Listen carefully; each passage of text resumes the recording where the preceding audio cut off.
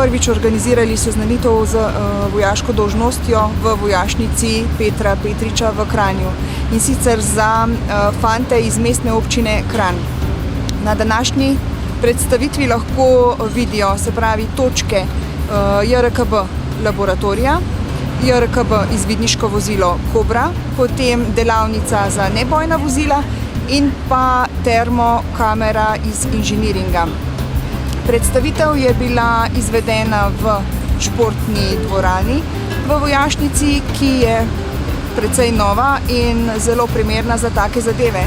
In tudi letos se je udeležilo kar veliko število vabljenih, ki so si z veseljem ogledali predstavitev opreme, oborožitve, tehnike in pa seveda tudi predavanje.